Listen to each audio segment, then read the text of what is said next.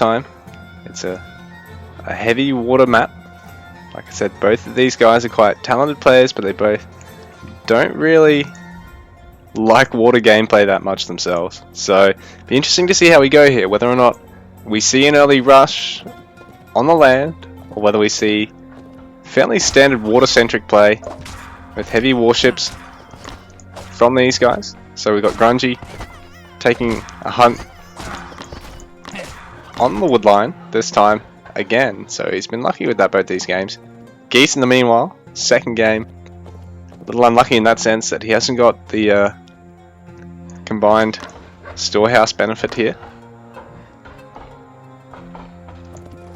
So Grungy's opting to scout straight away on his opponent. Geese gonna probably do a bit more of a macro scout, just getting those sheep and just patrolling his own side of the lake here in coastal. So he's gonna be able to determine what his optimal dock spot's gonna be. Grungy's gonna go for one just over here.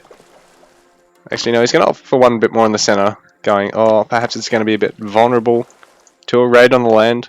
Like at the same time, often if you hide a dock on the side and your opponent scouts the other side and then your side, it's like a good mind game to actually hide a dock on the side. But at the same time, if you're worried your opponent's going to commit to a land army before you will on the map, it's not always the best choice. So Grungy stealing Geese's sheep. Does Geese realize? Yeah, he would have. So he's going to get the sheep back.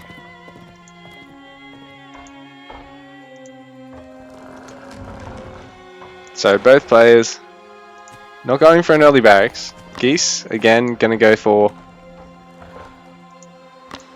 a town centre first, I think, because he's gone up to these 3 storehouses. One of them on the stone mine. He's got a gold gatherer there. So is he just making sure he's got the gold to add a warship?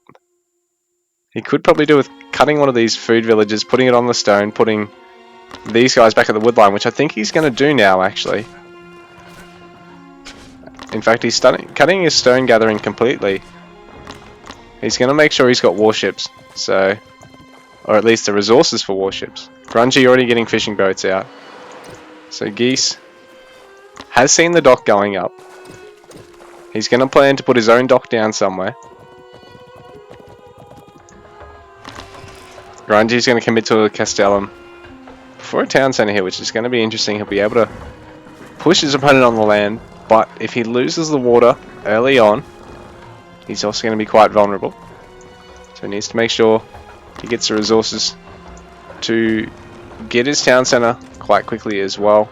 Add some warships if he can, if he thinks he wants to put up a fight for this, because, well, Grungy doesn't actually know it's coming, but he can probably expect it. I mean, it's coastal, and if you're not immediately pushing your opponent on the land in Age 1, expect him to commit to the water. So we got Galley coming out here for Geese.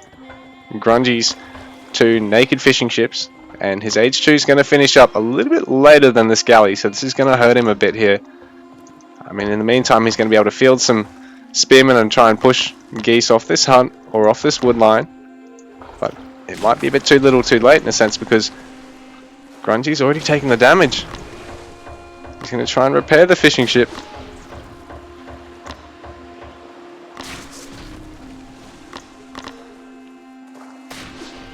So Grungy trying to just pull Geese away from the dock if he can, just so he can try and get out some undisturbed warships. Oh, and he's going to try and tower up his own dock as well. This is a good idea because he's going to really defend the dock too. It's going to mean that Geese is going to have to get a lot of ships or send stuff over on the land to deal with this, but at the same time the guard tower actually needs to finish off first, and it's taking a huge amount of damage. Grungy, oh, a good pullback there. One of the villages still goes down.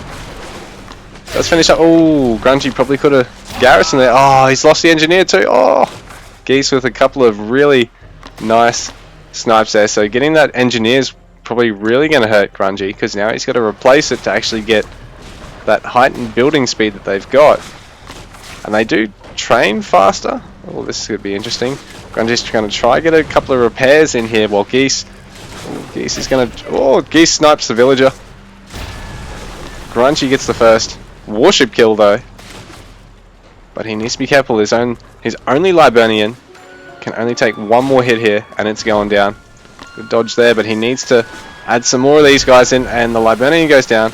He's got the double tower there, but they're just a little bit too far away to actually hit the galleys while Geese chips away at the dock. So Grungy's going to have to try and sandwich in another dock here, or try and actually hide it over here in the corner if he can. Meanwhile, he's actually going to push with this spearman, so Geese is still a little vulnerable on the land. Grungy is down by 4 villages though, so losing 3 there, I think, in that engage with that warship, and then having a little bit of downtime in production there is going to hurt him a bit. But Geese, at the same time, is going to have to distance gather wood for a little bit. Grungy's going to micro his spears well, just to not lose that last one. Try and get that last little kill there. But Grungy, it's going to be difficult to try and get... Oh, he's going to go for a second dock, but he's picked the wrong side, the poor bugger. He needs to really try and get one over here, and that villager is going to go down. That dock is going to go down. Grungy, poor bugger, you just really needed a dock on this side, and it would have been perfect. You could have got a good sandwich on, added the Liburnian here, and just sort of kept it as close to the guard towers as possible, but Geese has found it on the other side. Meanwhile, the spear has to retreat. It's only gotten so much value, so we've got 24 to 21 vil count. Grungy having lost another one there. And Geese having added fishing boats now. So he's gone up to 3 docks. He can add so many fishing boats and then cut his land food economy entirely, just get wood and gold on the land. Try and add early markets if he wants to as well. And he can be so far ahead here, because he's denied both of the docks. Grungy's committed to 2 towers, so that's another 300 resources there as well that Grungy's committed, as well as losing those villages and engines. And like, it wasn't particularly bad play, but it was at the end of the day suboptimal. Like, he probably could have, and he's not going to know that obviously without perfect vision, which you get as a caster and not as a player. Like, he probably could have gone for the warship on the dock on that side, and things could have really been a different story in the water. But now, Geese, the split, warships up. He's forced Grungy to have to commit to a land economy, and he's slower on the town center as well. So Grungy down 5 villages because Geese has been adding in the fishing ships, and the H2 town center is going to be a little bit faster than Grungy's. But Grungy's going to try and commit for a quick age 3, because he knows if he can add a 3rd town center, he can sort of undo being down by these docks, because at the end of the day, you're going to want more villages than you would fishing boats. Even though fishing boats gather 2 to 1, and they are a short-term huge advantage over your opponent in terms of economy, in the long run, if you do commit to the 3rd town center instead, because you're sort of forced to, and you get a little bit of value out of harass on the land, you don't come out of it as far behind as you'd think. So right now the only thing on the land here is the stables, and it's not even finished yet, so Grungy could look at putting a bit of pressure on with these legionaries, maybe even as little as trying to deal with the watch posts. Like, if he can get on the far side of this watch post and kill it, that's still going to set Geese back 75 wood that he's going to want to recommit to, and then you can even push up, try and deal a bit of damage before the Persian player, or, well, the player who's got the water actually gets, catches up with you on the land, because committing to all these warships actually did set Geese back quite a bit in terms of resources. Like, these guys are still 225 resources a pop. Ooh, Grungy's scout is really low. If it runs into the wolves there, Grungy's going to have to get the health upgrade for the healing upgrade for his scout, otherwise it's just going to die here. Oh, it's one hit KO, boy. Grungy going for towers actually, so this is an tower upgrade. So this is an interesting pick because, well, he's going to need to really add more towers to get a lot of value out of that.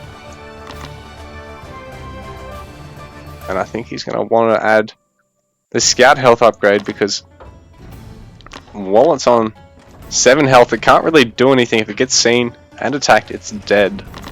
Meanwhile, Geese can continue to aggressively watch post this side of the map, wrap around and watch post this side some more if he needs to.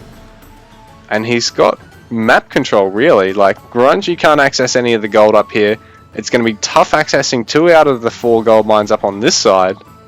So Geese is really doing what he can to try and secure a lot of these resources. Funnily enough, Grungy has a lot more gold over his side of the map. Like, these golds are all sort of a little bit closer to his side actually. So I think if Grungy were in the position Geese was right now, you know, if the situation was flipped on the exact same map, Grungy would be actually, I think, in a little bit better position. It wouldn't be so hard to actually commit to so many of those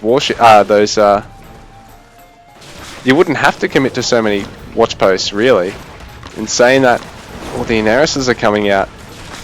These guys are the anti-ship, anti-building ship from the Romans. And they're really laying waste to the galleys. They're a much squishier ship, but in saying that, the Inarus deals crush damage, so, and it relies on a ship multiplier, so it's not dealing as much damage to these Asabara as even a Liburnian would for the same cost. And they are a much more expensive unit too.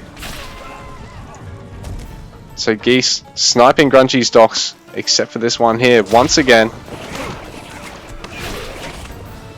An Asabara raid attempt here, sort of relying on the fact that they outnumber these infantry here, because with Spearmen in the mix, this isn't the sort of trade that you want to be taking. Well, that Liburnian's been run into with the ram ship, but because it's wedged up against the guard towers, it's really maximizing that defender's advantage. So Grungy for now holds on. He's got some really smart work here with getting out those early Inaruses. He's just going to continue to try and secure this waterline, and it's going to be hard for Geese to get in here once those towers are up in the spot that they're in, flanking either side of at least these 2 docks, and then you can sort of have a peripheral dock either side, I guess, even just to buy you some time. So Geese ahead on the water, but Grungy may be able to push him off it before it's completely gone. But in saying that, Geese still has the map control. Geese has caught up with the Age 3 now. His 3rd town centre going up. Grungy still actually only on 2 town centres, so it's 71 vills to 56. So it's a really tricky situation for Grungy here, because he's down 15 eco pop, and he's even on army pop, although there's a lot more warships for Geese here. So Grungy still does have a little bit more on the land with his army here, so he can clean up these Asabara, and thank you for the follow. If he can clean up these Asabara, he can probably try and push Geese somewhere on the land here. But every time Grungy tries to get out a number of Inaruses, 3 times the number of galleys come storming in and just undo it. Geese just has a huge bank. He's really only gold starved now, so I think he's going to look at throwing down some markets, because he has so much food, so much wood in the bank. Grungy, on the other hand, has a little bit of gold, but he's really food starved. He's having to rely on berries, and he doesn't even have any farms yet. He doesn't have any fishing ships because he's not able to really secure the water until now. Geese is patrolling with these ram ships. Are they going to see the Inarus? Is the Inarus going to see that? Yes. So we're going to have a bit of an engagement here. Grungy's pulling back the Inarus actually. He's seeing what's going on. Doesn't want to lose it. But he can try and bait these 2. Oh, he's going to lose the Inarus, I think. Oh no, he's not. He's going to get the repair off. So Grungy somehow manages to make it work. The Inarus versus the 2 ram ships, baiting them into the guard tower. Wonderful stuff. Geese in the meanwhile, I think, yeah, Grungy actually did clean up that little pocket of units, because because Geese has lost those Asabara. Grungy is still now even with him in terms of population, 65 vils to 80, so he's still got that 15 vil differential. But at least he does have some fishing ships. He doesn't have a market just yet though. Well, Geese is securing one up here. He hasn't walled off anything though, so this is going to mean Grungy can actually get in there, deal some damage, maybe even hit this side where Geese is gathering most of his gold with his villagers. So in terms of Grungy's vision, he doesn't really see a lot. The scout still not having had the health regen upgrade, but it's still alive on 7 health. And Grungy's now coming through, going to clean up all the fishing ships and try and take down the docks. And these guys, these Anereses, I think they actually do hit reasonably hard against the buildings, even with their base attack. It's not to their champion upgrade that they get their nice ballista-like projectile to deal with buildings and deal with a huge amount of damage with. But at least they do, I think they do hit slightly harder than the Liburnians anyway. But ooh, this is rough because now the ram ships have all popped out in number for Geese and they're just destroying the Anereses.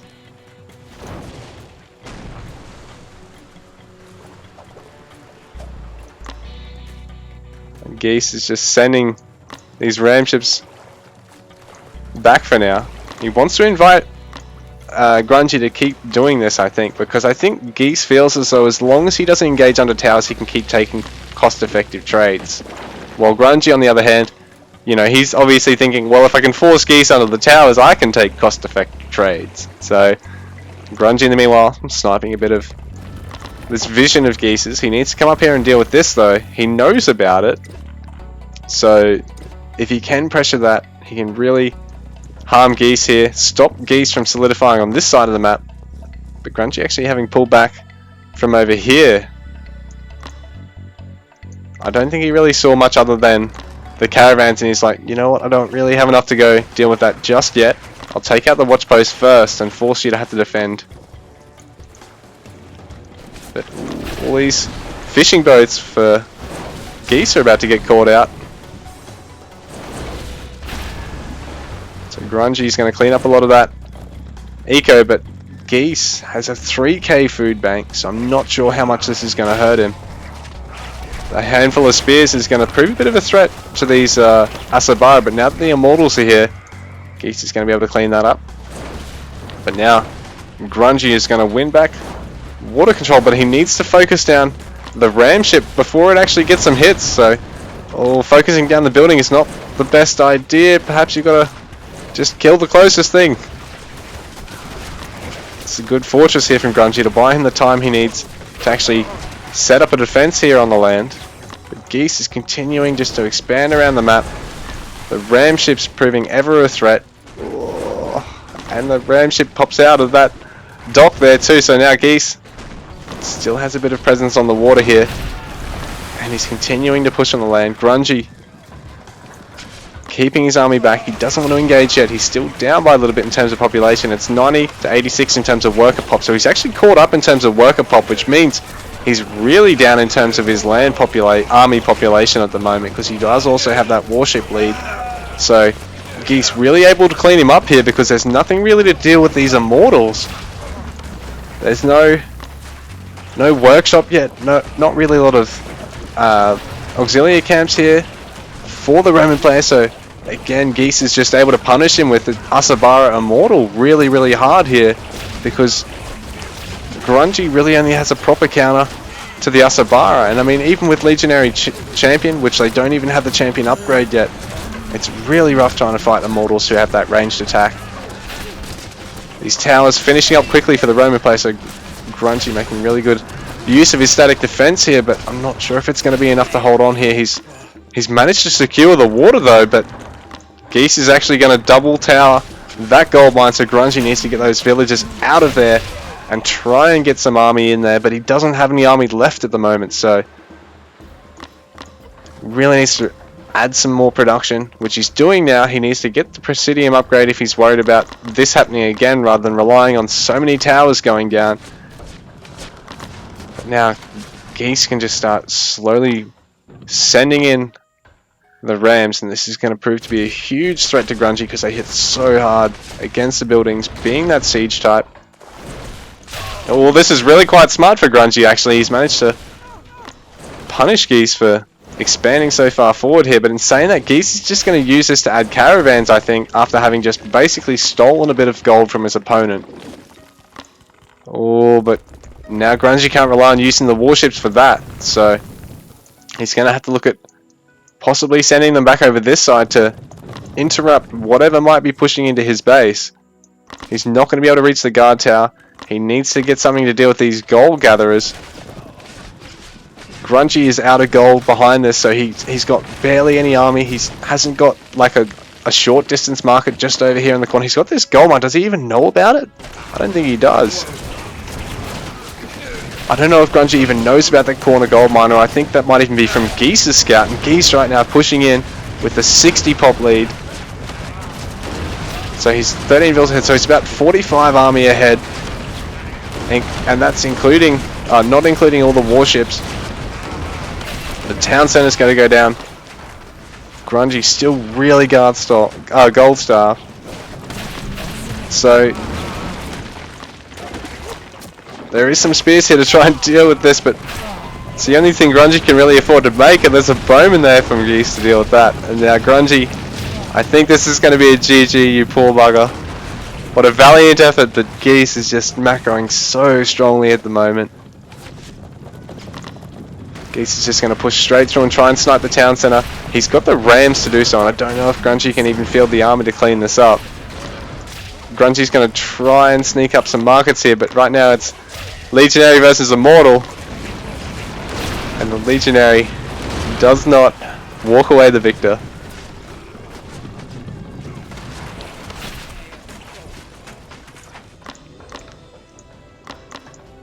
Geese is just going to throw up a million towers just to ruin the chances of even using that side as a market line now. And Grungy, I think he's just trying to scrape together whatever units he can to hold on in this series. This is it. Geese's age 4 is kicking in. Grungy is down to 80 pop. He can't even produce anything. He's out of villages. He's got enough. I mean, yeah, he's got enough to actually throw up 2 town centers here. But until he does, he can't produce any eco. He's got no population, can't produce any military. It's a GG, I think. Like, where does he intend to mount a defense here? I think that's a GG, guys.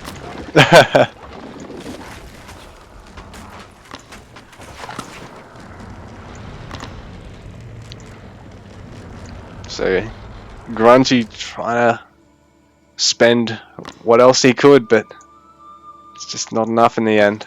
GG. Geese walks away victorious.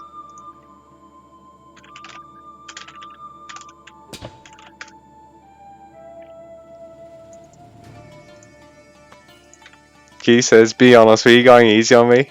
Man, come on, he's just nervous, okay?